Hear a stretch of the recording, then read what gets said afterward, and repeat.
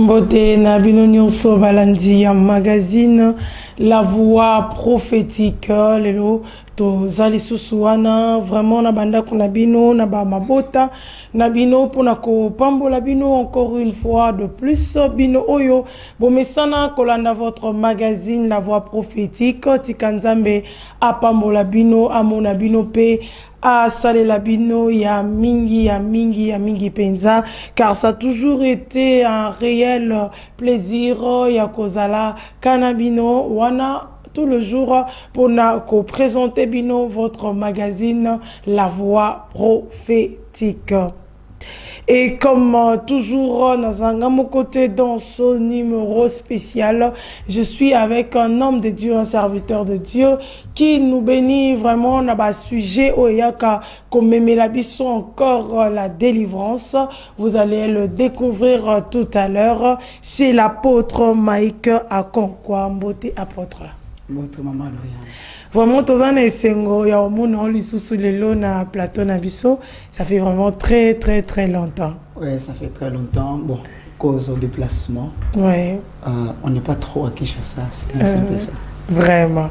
Merci Zamba Zalokoumou, je me souviens encore de votre dernier passage. En tout cas, si Johanna est bouleversée, qui va te belé, car ça parlait la biloko ezaki ya alliance, mambebele, ezaki ya délivrance, ya lien où ezara vraiment et loko esala été batuba, télémalisusu, ba réaction ezaki ba ebele et ça nous avait amené encore d'autres invités qui pouvaient aussi parler de ce même sujet. En tout cas, que Dieu vous bénisse encore.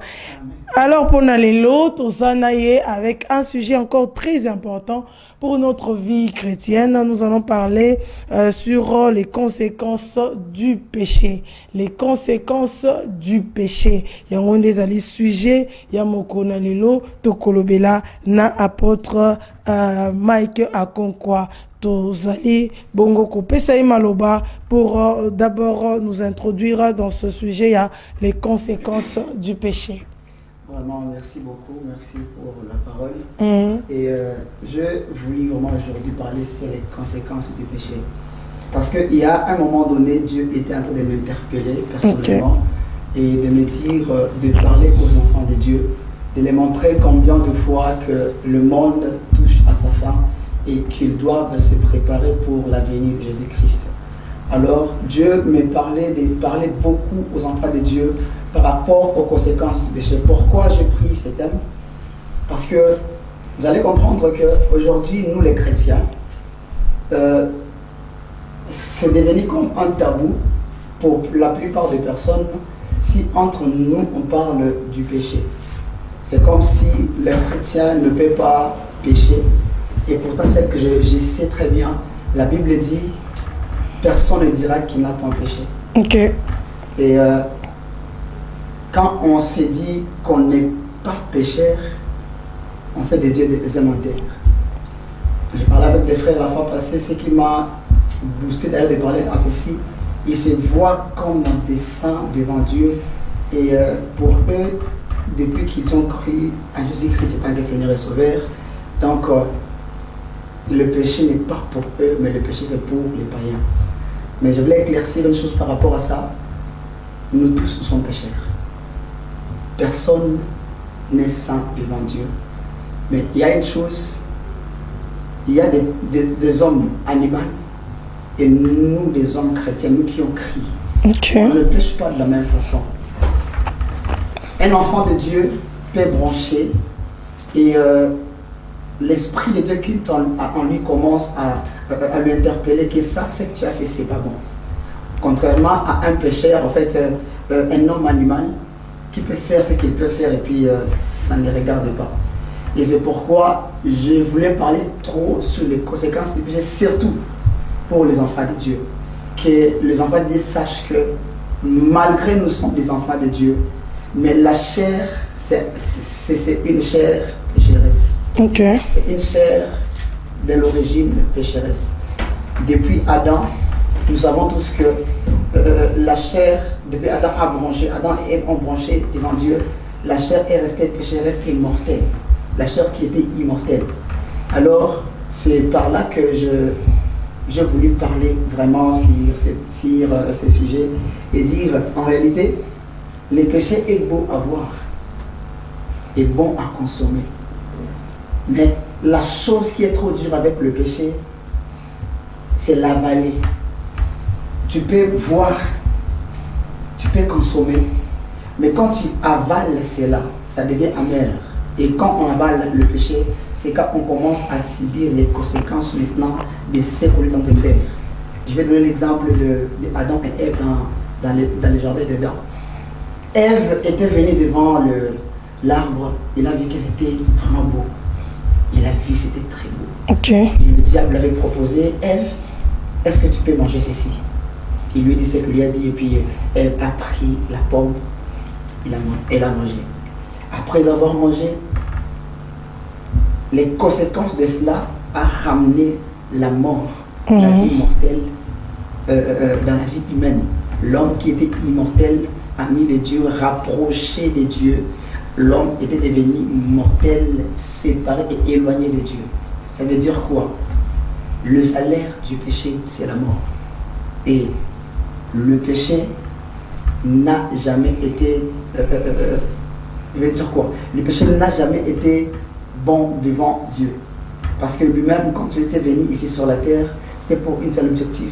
C'est pour qu'il puisse ôter ses enfants. Ceux qui accepteront de le recevoir, de l'accepter, ils amènent dans la vie des enfants de Dieu. Donc, c'est vraiment ce que je voulais dire. Nous voulons lire dans le livre de 1 Corinthiens, chapitre 15, son verset 50 à 56. Si vous pouvez lire pour nous, s'il vous plaît. Ok. 1 Corinthiens, chapitre 15. 1 Corinthiens, chapitre 15, le verset 50 à 55. Voilà, j'ai lu la parole de Dieu de ce moment, la parole de Dieu de 1 Corinthiens, chapitre 15, le verset 50 à 55. Ce que je dis, frère, c'est que la chair et les sangs ne peuvent hériter le royaume de Dieu, et que la corruption n'hérite pas l'incorruptible. Voici, je vous ai dit un mystère. Nous ne mourrons pas tous, mais nous serons changés. En un instant, en un clin d'œil, à la dernière trompette, la trompette sonnera et les morts ressusciteront incorruptibles et nous serons changés. Car il faut que ce corps corruptible revête l'incorruptibilité et que ce corps mortel revête l'immoralité. Lorsque le corps corruptible aura revêtu l'incorruptibilité et que ce corps mortel aura revêtu l'immoralité, alors s'accomplira la parole qui est écrite, la mort a été engloutie dans la victoire. Ô mort, où est ta victoire? Ô mort, où est ton aiguillon? Voilà la parole de ce jour par rapport à ce grand sujet que nous sommes en train plutôt de parler sur les conséquences du péché, apôtre Mike. Vraiment, vous avez entendu, la Bible dit, la chair et le sang n'hériteront jamais le royaume de Dieu. Et le diable, les connaissant, il commence à manipuler l'homme par rapport à la chair. Il commence à exposer des choses charnelles et les donner la valeur devant l'homme, afin que l'homme puisse se détourner devant son Créateur. C'est pourquoi je dis ceci, le péché est beau à voir.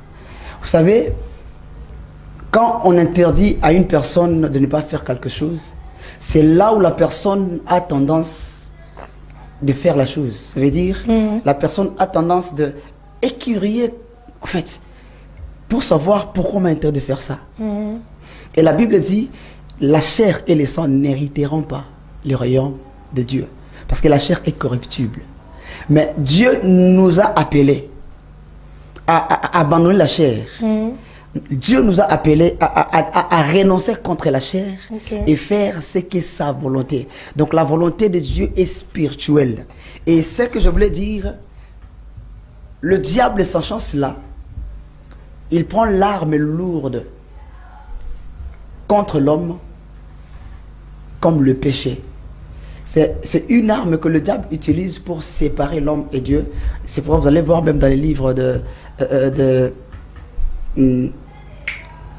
livre d'Ésaïe plutôt, Ésaïe, la Bible dit ceci: ne savez-vous pas que vous êtes le temple sacré de Dieu? Il y a une chose que je voulais dire ici. Nous sommes le temple sacré de Dieu. Et quand Dieu habite en nous, il y a deux choses que Dieu vient ramener dans la vie humaine. Il y a premièrement l'abandon de la chair. Il y a deuxièmement la vie nouvelle. Et c'est pourquoi Jésus-Christ est revenu sur la terre afin de nous ramener. C'est comme le greffage de l'olivier pur à l'olivier naturel. C'est comment? Jésus-Christ était venu comme l'olivier pur. Il est revenu sur la terre et pour sauver juste Israël. Mais à un moment donné, il est arrivé, Israël l'a rejeté. Au lieu de retourner tel qu'il était venu, il s'est dit: je reviendrai encore et je me tournerai vers la nation. La nation qui sont nous, qui étaient inconsidérés. Et c'était parmi les aspects de Dieu. Il ne pouvait pas rentrer comme ça sans faire quelque chose. Et je peux donner l'image de Noé dans son arche. Vous allez voir qu'à un moment donné, Noé avait envoyé la colombe pour partir voir si est-ce que de l'eau était déjà sec. Mais avant la colombe, il y avait les corbeaux qui étaient partis mais qui n'est jamais revenu. Le corbeau est l'image des hommes israélites qui avaient eu la grâce. Mais après avoir été sauvés, ils sont partis parce qu'ils croyaient qu'ils étaient des ayants droit par rapport au salut de Dieu. Ésaïe dit ceci: il y aura un an de vengeance et un jour de grâce. Il attendait une personne qui allait les revenger contre les Romains. Mais cette personne, quand elle était venue se présenter que c'est moi le Messie, au lieu d'amener la vengeance contre les Romains, il a commencé par une année de grâce. Et il a rejeté la vengeance parce que les personnes qu'il devait venir sauver, ils l'ont tourné le dos. Alors il devrait rentrer, prendre l'olivier naturel pour le greffer sur l'olivier pur et le purifier et le redonner une vie naturelle. Une vie surnaturelle plutôt. Et c'est pourquoi je dis, l'arme lourde du diable, c'est le péché. Et je dirais aux enfants de Dieu, les enfants de Dieu qui nous suivent maintenant, si vous comprenez qu'il y a un péché qui commence à être répétitif, et surtout, quand vous voyez ces péchés commencent à se répéter, mais sans cesse.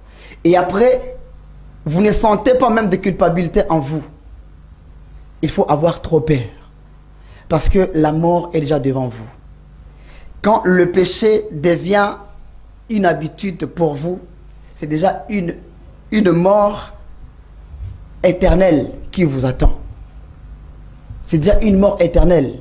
Bien aimé, le péché peut être beau à voir, mais la Bible dit: fuyons les péchés. Tu ne peux pas te donner au péché ou te laisser tomber n'importe comment étant qu'un enfant de Dieu. Et si tu vois que ça continue comme ça, l'astuce que je peux te donner, qui a aidé plusieurs personnes, gêne même pour ces péchés. Gêne et dis à Dieu: Seigneur, j'ai déjà essayé de ma force personnelle, je n'ai pas pu. Mais aujourd'hui, je demande juste une seule chose: éloigne-moi de ces péchés. Épargne-moi de ces péchés. Car en réalité, le salaire du péché, c'est la mort.